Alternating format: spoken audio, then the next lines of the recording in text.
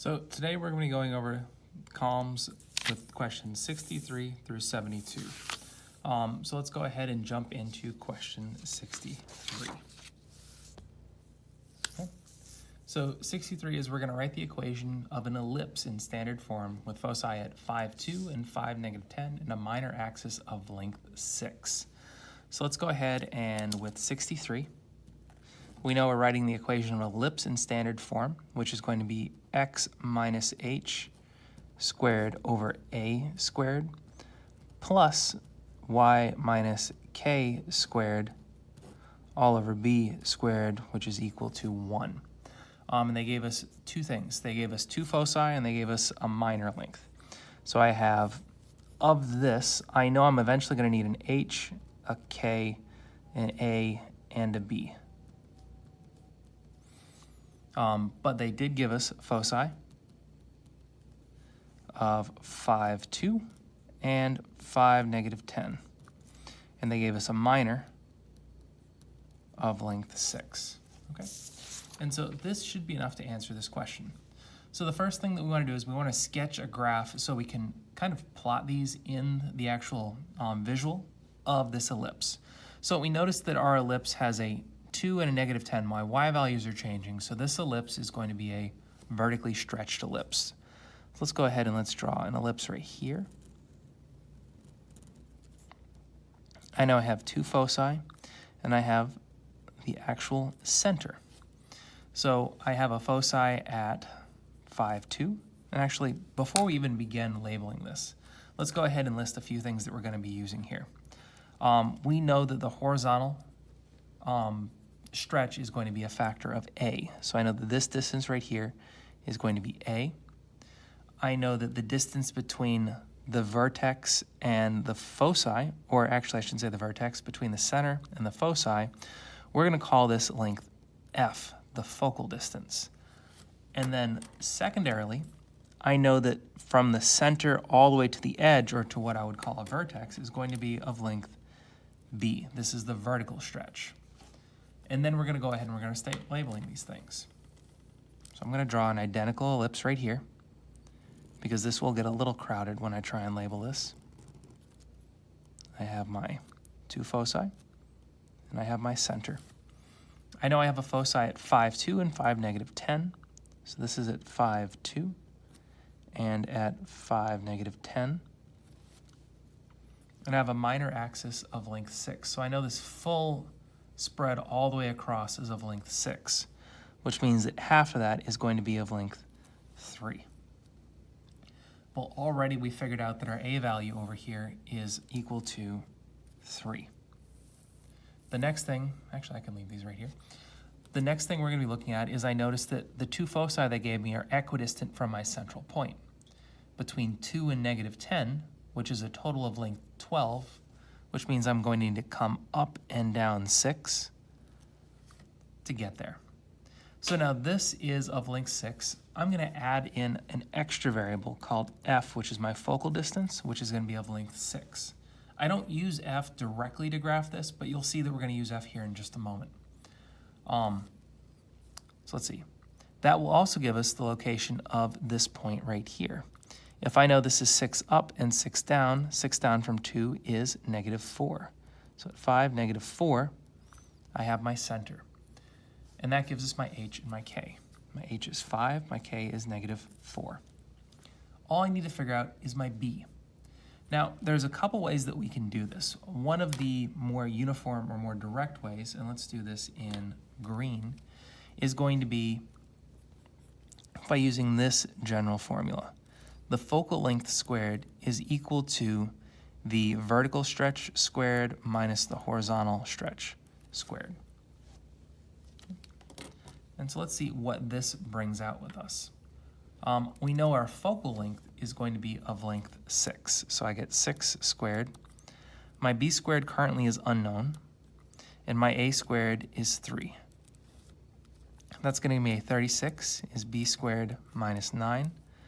If I add in that 9, I will get a 45, which means b is equal to the root of 45. So I'm going to take that, I'm going to write that down over here. b is equal to the root of 45. And actually, most of this, we didn't really need to do too many calculations. This is the first one, so I'm going to leave this in green. Okay. And then quite literally, I've got all the information I need to plug this in. If I want to write this equation in standard form, I will get an x minus 5, and actually let's do this in red to show what we've actually plugged in. Not that it really matters for the final equation, but just so we can visually see. Over a squared, which is going to be 3 squared, plus y. In this case, when I subtract a negative 4, I'll be adding a 4 squared all over root 45 squared, which we know that if I actually simplify these bottom terms, I would get just over 45 is equal to 1. And there we go. That's number 63. So if that's number 63, let's take a look at number 64.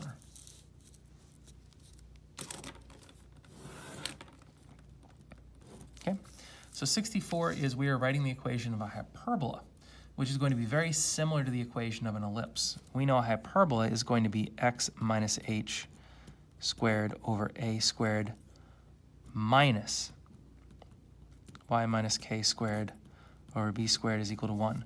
We know simply by changing that plus, which was an ellipse right here, to a minus, that's going to flip the ellipse inside out, which is going to give us an hyperbola.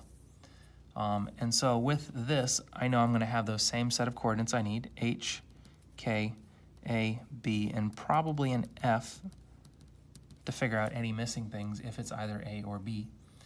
And let's figure out what we know. So I have foci at -1, -4, and at 9, -4, and I now have vertices at 1, -4, and 7, -4. Okay, perfect. So let's take a look. This hyperbola, we notice that the y's are constant. It's the x's that are changing, which means this hyperbola opens to the left and to the right. So let's go ahead and draw a quick hyperbola sketch. Okay, and actually no, I can do it this way. We're going to draw, if it opens up to the left and to the right, we know that we will have a central area that's going to be created by a rectangle, which normally would have an ellipse written in it. But that central rectangle is going to have, just like an ellipse would have, a B and an A.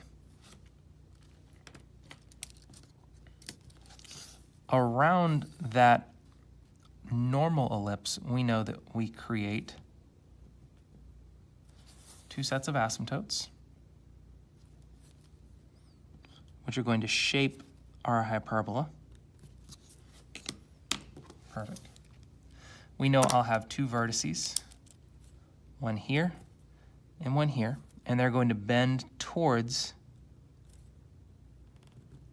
our asymptotes. And then inside our hyperbolas, which is going to be outside of our normal ellipse. Remember, with the ellipse, I've quite literally taken these foci and pushed them on the other side. So instead of bending towards each other, they bend away. So those are my two foci. And I know that the distance from the center to a foci is going to be what I call length f. Okay. So here's our general setup. So let's go ahead and copy this image down so we can start labeling some of our points. Copy down a little bit bigger just to give us some more room. Okay. So I know I have the center. I have those.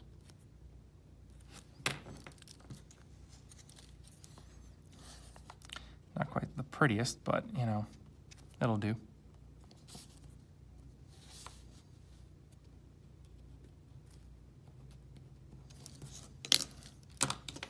Yeah, this hyperbola is looking a little wonky, but it'll get the job done.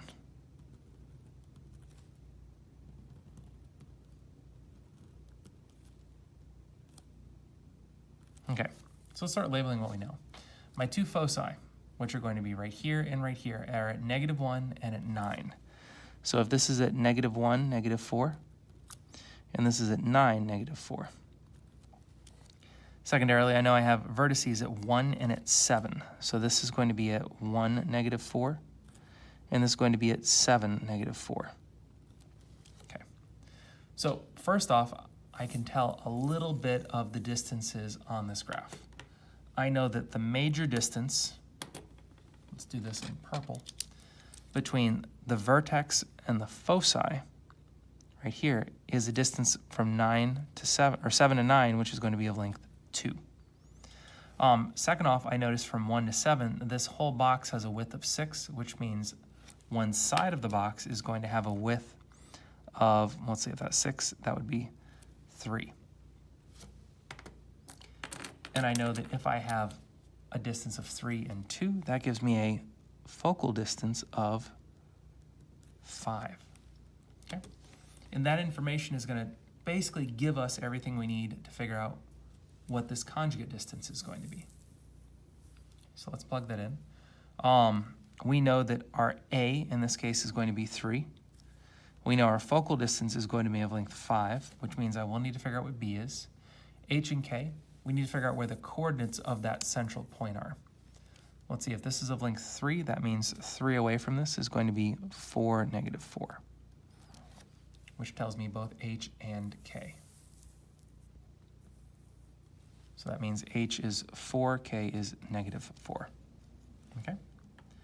And then we're going to break out that same formula that we had, where we say the focal length squared is equal to the vertical stretch squared minus the horizontal stretch squared. I know I have a focal length of 5.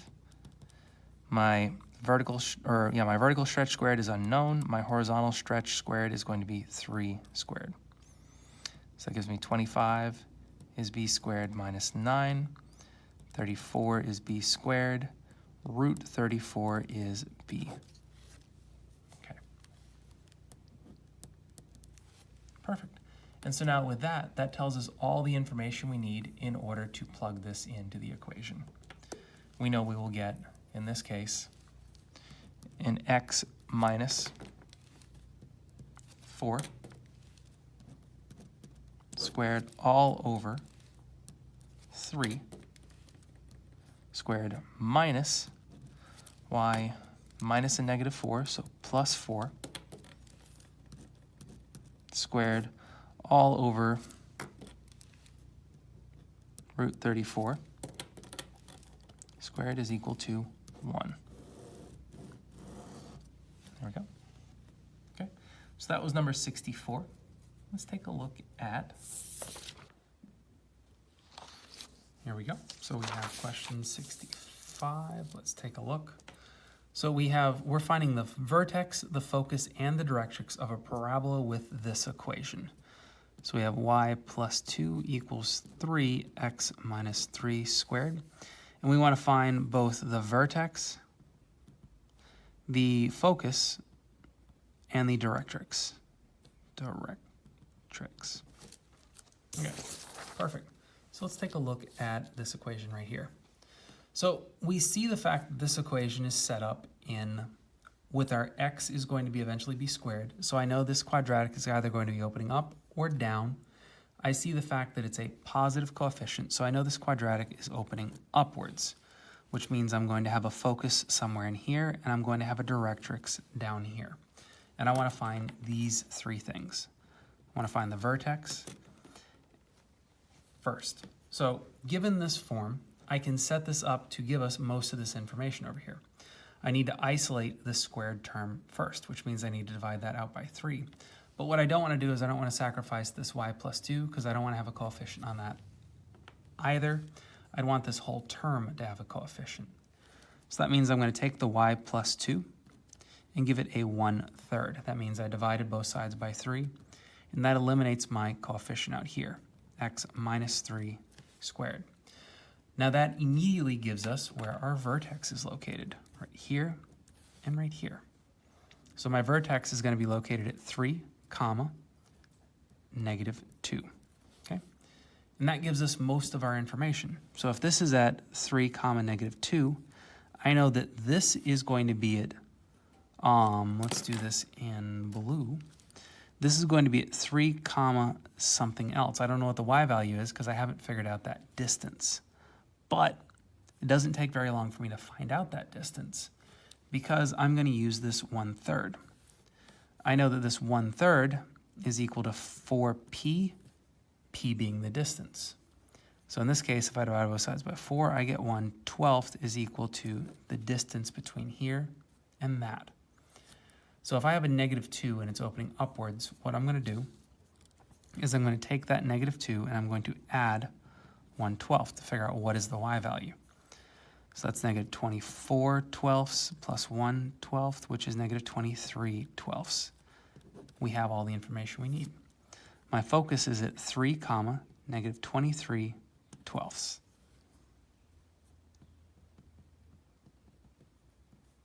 Okay.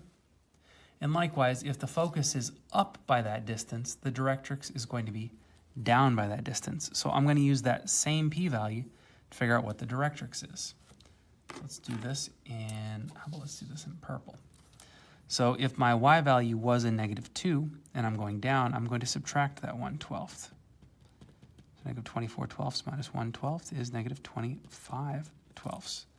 So that means this line right here is y is equal to -25/12. Perfect. There we go. So I've got my vertex, my focus, and my directrix. Boom. Okay. So that was number 65. Let's go ahead and start a new sheet of paper with number 66. So let's take a look at number 66. There we go. Okay, we want to write the equation of a hyperbola in standard form with vertices at -2, 1 and -2, 9 and conjugate axis of length 4. Okay, so the first thing we notice is that the x are stagnant in our 2 vertices, which means this is one of those that goes up and down. So we're going to go ahead and we're doing a quick sketch of what this would look like. Okay, and I know that if these intercept, let's just go ahead and draw our nice little box, because that's totally a perfect square. We know that this is going to be our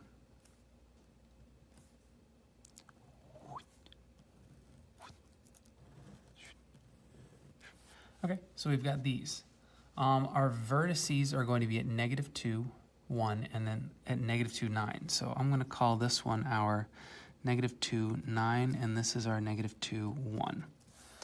And we have a conjugate axis of length 4, which means that, I'm going to do this in blue, this length is going to be 4 units long, so it's going to be 2 and 2 on each side. Okay, and that's about all the information we need to work this one. So if these are of length 2, we know what our regular axis is going to be. This axis cuts through the dead center. I know it goes from 1 to 9, which means it has a length of 8. So this has a 4 and a 4. Lastly, I know that my center is going to be right here. It's going to be 4 units up from this. So that is going to be at -2 still, but at 5. And because our hyperbola is a vertical hyperbola, so it opens up and down, normally we would have the x first and then the y. So normally it would look like this. Actually, let's zoom out so we can have a little more space. Normally it would be x minus h squared over a squared minus y minus k squared over b squared equals 1. But I know that that is for a left-right hyperbola. This is for a vertical, so I'm going to swap these two. Over b squared minus x minus h squared over a squared is equal to 1. And now this is the appropriate up-down hyperbola, and this is what we're looking for. So let's go ahead and set up some of these things. So I need to figure out what h is, what k is, what a is, and what b is. Okay. Well, hk is not too bad. That's going to be where the vertex is. So my h is going to be -2. My k is going to be 5. My a is going to be along with the x's. So how far left or right? It's going to be 2. and my b is going to be connected with the y's, so how far up and down? It's going to be 4. So I'm going to use all that information to plug it into here, and we get an equation that looks like this: y minus 5 squared over 4 squared minus x minus a negative, so plus 2 squared, all over 4 squared is equal to 1. Now this is in one standard form. If you wanted to simplify what those, hold on, a is 2, sorry. If you wanted to simplify what those two things are, you could go ahead and do that. So you could say y minus 5 squared over 16 minus x plus 2 squared over 4 is equal to 1. Boom. And there we go. So that was number 66. Let's take a quick peek at number 67. So here we go, 67. So let's take a look at number 67. We want to write the equation of a parabola with a vertex at 6, 2, a horizontal line of symmetry, and a distance from the vertex to the focus of 4 units. Okay, so this isn't telling us which direction we need the parabola to open up to. So we could have one opening to the left or one opening to the right, and theoretically they would both fit. So let's go ahead and sketch out what this is going to look like. So I'm going to have mine opening to the right. We know the vertex right here is at 6, 2. I know I have a horizontal line of symmetry, and a distance from the vertex to the focus of 4 units. So I know that the focus, assuming it's right there, this distance is going to be 4. Okay. That's about all we need to do. So I know in this form of a parabola, I know that we have an x minus h, and we also have a y minus k. And whichever term gets the square is whichever term is going to have those theoretical roots. So because I know I'm going to have 2 y roots, I'm going to have to square the y term, which means that that distance right here is going to be incorporated into the x term. So I place the 4p here, and I place the square over there. And then I just figure out what I got. So the 3 variables that it gave me an h of 6, a k of 2, and a p of 4. Plug those in, and basically we're done. So in this case, we have a 4p, which is going to be a 4 times 4, x minus, let's see, our h is going to be 6, equals y minus a k of 2. Simplify that out, I get 16x minus 6 equals y minus 2 squared. Now this is a form of a parabola. We could simplify it down into one of the other forms, but I think at this point this is good enough. Okay. So that's number 67. Let's take a look at number 68. Okay. 68 says we need to evaluate complex number multiplication. So we have a negative 2 minus I and a 5 plus 3i. So let's go ahead and let's FOIL that. So I'm going to take first times first. I get negative 10 outer. So I'm distributing this negative 2 to both terms. That becomes a negative 6i. I distribute the negative I to the first term, negative 5i. Negative I times 3i is negative 3i squared. Okay. I do 2 things. I first combine my 2 I terms, so negative 10 minus 11i. And that I squared is going to become, we know I, just as a side note, we know I is the square root of negative 1. So when I square it, I get the square root of negative 1 squared, which is just negative 1. So it's minus 3 times negative 1, 10 minus 11i plus 3, which is a negative 7 minus 11i. You might want to put the I first, but remember, this is in complex form. It's always in A plus or minus BI format. The real number plus or minus the lateral number. Okay, that was 68. Let's take a look at the next one. 69, find the quotient of these two. So what we want to do is 4 minus 3i divided by 1 plus I. So in order to simplify this, what we're going to have to do, because I have a binomial in the bottom, I'm going to multiply top and bottom by the conjugate. Awesome. I'm going to multiply by a 1 minus I. What that's going to do to the bottom, I'm actually going to work this one horizontally, is that's going to FOIL this, so I'll be left with a 1 minus I plus I minus I squared.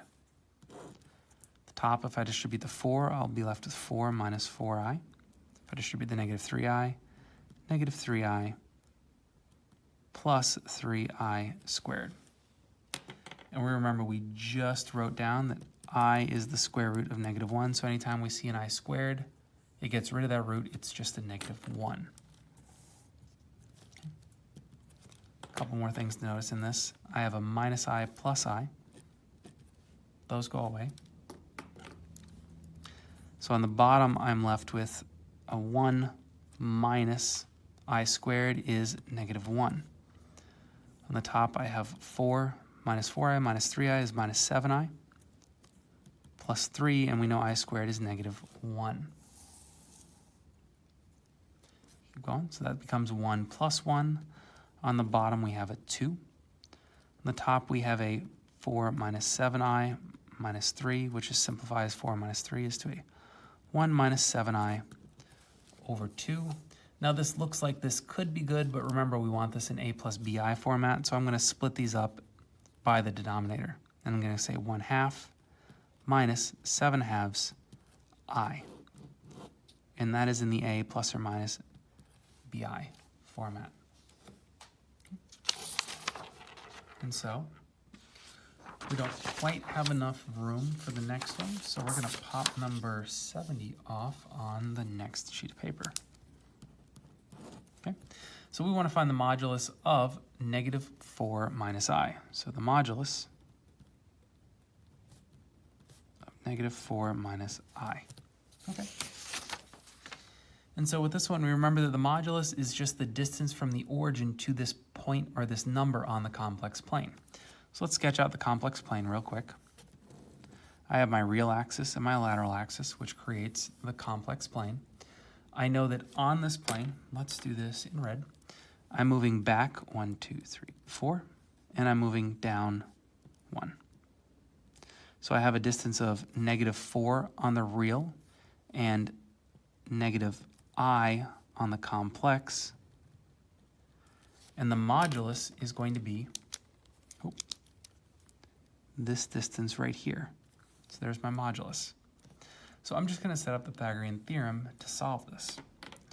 We know that the real number squared plus the lateral number squared is going to be the modulus squared. So a squared plus b squared is c squared. In this case, I get a negative 4 squared plus a negative I squared is equal to the modulus squared. So 16 plus negative I squared is I squared. We know I squared is just negative 1. And 16 plus negative 1 is going to be 15, which means the modulus is going to be the root of 15. There we go. So that was number 70. Let's take a look at number 71. Okay. So number 71 is we're finding the component form of the vector d given that the modulus or the magnitude of d is 100 and the theta is 135 degrees. Okay, so this is very similar to the question that we just did, except for it's using vectors. So what we know is that the length of this vector is 100. So let's set it up with 135 degrees. We know, given this, we're at 135 degrees. This is 135. And we know the length of this vector is 100. Okay. We're going to call this vector D. Okay. So this vector D has a length of 100 and an angle of 135 degrees. We want to figure this out in component form, which in essence means we want to find out what the left-right and what the up-down aspects are. How far of a horizontal push do we have and how far of a vertical push do we have. So we need to set up what looks like a triangle. Now, if this is 135 degrees, what's left is going to be 180 minus 35. So 180 minus 130 is going to be 50. Minus 5 is 45. Ooh, this is very special because this triangle, if I draw our related triangle right here, it's going to be a 45, 45, 90, which is 1, 1, root 2. Okay. I'm going to compare this to that and just figure out what I need to scale by. So somehow this length of 100, or somehow I need to turn this length of 2 into a 100. So root 2 times what is 100? Well, that means 100 over root 2. So I'm going to multiply by a scale factor of 100 over root 2 to figure out what my horizontal trajectories are and my vertical trajectories are. So let's take that. If we know this is my horizontal, let's call this my x and just my y, just for ease of number's sake. My x is going to be 1 times 100 over root 2, which is going to be 100 over root 2. If I want to rationalize that, I'm going to multiply top and bottom by our root 2. So x is equal to 100 root 2 over 2. So x is 50 root 2. Now, almost x is 50 root 2 if it's a positive direction, but in this case, I'm going to have a negative. So there's my x. My y, which in essence ends up being the same thing, is going to give my y component, or my vertical component, a positive 50 root 2, which means my vector d given in component form is going to be shown as this. Vector d is comprised of my horizontal trajectory of negative 50 root 2, comma, vertical trajectory. We're going to make that a 50 root 2, and that's it. Boom. There we go. Okay. So that was number 71. Let's take a look at the last one on this column. Number, not 70, 72. Okay, and so as we look at number 72, we are going to be asking ourselves, I have this piecewise function, f of x is equal to, looks like this factored form quadratic when x is less than negative 5, standard form quadratic when it's between negative 5 and 0, and again, standard form quadratic when it's greater than 0. For what values of f, or for what values of x is f not continuous? Okay, so actually we're going to need a sheet of graph paper for this one, so we can kind of see what the three functions are doing.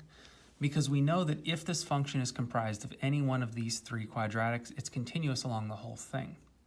However, with these three different quadratics, I have a point where I switch from one to the other. So the graph is possibly discontinuous at the points between them. So you don't need a sheet of graph paper to do this, but it will help us kind of visualize what's going on. So let's set up, I'm just going to set up a really big graph, because we're not exactly sure where this is going to go. Let's do this right here. And right here. Okay. So actually I should have moved this over a little farther because I'm really only dealing with negative 5 and 0. So at 0, I have a break in my graph, a possible break. It switches from one to the other. And then at negative 5, so let's go 1, 2, 3, 4, 5, I have another possible break in my graph. Kind of zigzagged it so you could see it better because I picked blue on blue. I'm not really sure that was a wise decision. And let's take a look at these three functions. Now, this is a positive function with a root at negative 2 and positive 1. So if I have a root at negative 2 and positive 1, I know this graph opens up. So what I'm doing is I'm looking to see if this graph is opening up over here, because we're not going to draw this point. It's only when x is less than -5, so none of this part of the graph exists. Where does that point touch? So what I'm going to do is I'm going to set up, basically I'm going to plug in the -5 and see what I get. So if x plus 2, x minus 1 at x equals -5. Okay. That's what we're going to check out first. Okay, so let's see where this goes. So that means I'm going to plug in the -5. So -5 plus 2, -5 minus 1. That gives me a -3, -6. This is a positive 18. Okay, so this touches at positive 18. Did not draw enough squares, so we're going to scale our graph just a bit. Let's get rid of all of this right here. We know it's an upward quadratic. Let's call this 3, 6, 9, 12, 15, 18. Yeah, why not? Let's do 3, 6. So we're going to do this by 3s. So 3, 6, 9, 12, 15, 18. So our leftward graph, that's not a full circle, is going to open upward. And we know the rest of the graph is going to come down and open back up over here. So not necessarily drawn to scale, but I know it touches that point. Okay. So I need to see if it touches this graph right there. It doesn't need to have a smooth transition, doesn't need to flow continuously. It can herky-jerk all the way around, but it needs to be touching at that point. So what I'm going to do is I'm going to plug into the next equation, the x squared plus x minus 1, that same point. Let's try the next one. So x squared plus x minus 1 at -5. So I got a -5 squared plus -5 minus 1. So 25 minus 5 minus 1 gives me a 19. Okay, cool. So this middle graph, we know, starts just above it. So I'm going to put a point right here. We know the value of -5 means this graph is discontinuous. And so I'm going to try and see, let's see, this is a positive one. So I know, again, just like this prior one, this graph is doing this thing that opens upward. I'm not exactly sure where the curve goes. We don't really need to pay attention to that. But what we do need to know is where it intercepts this next possible point of discontinuity. So you know what we're going to do? Well, we're going to plug in that next point of discontinuity, possible point of discontinuity of 0. Okay. So I'm going to plug it in at 0. So this was my first test. This is going to be my second test. So I have 0 squared plus 0 minus 1. I have a point at -1. Okay, so if I put this right here, let's see, we're just going to do a generalized curve because, again, we're really not too concerned with what's going on here. So I broke the graph right there. I want to see if this last piece starts right here. If it starts anywhere else, it's discontinuous. We don't care whether or not it opens down, up, if it's coming like basically straight up or coming straight down. As long as it touches at that point, we're happy. We know this is going to be an upward graph. So we're looking at one of the upward possibilities, but let's go ahead and plug it in. Now, if you're quick to spot it, you'll see that we don't really need to do a lot of plugging in, but we're going to plug it in just to make sure. So we're going to plug in x squared minus 1 at x equals 0. So 0 squared minus 1, -1. Nope, these two graphs do actually touch at that point. So this last graph, let's do this in purple. It's an open point, and I know it curves upward. So albeit it doesn't have the same curve as that, these 2 points hook right into each other. The graph doesn't break right here. the only point in discontinuity is at x equals -5. So we're going to put that as our answer. It is not continuous. Let's put that in the center right there. F is not continuous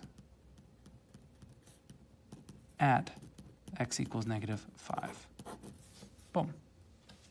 There we go.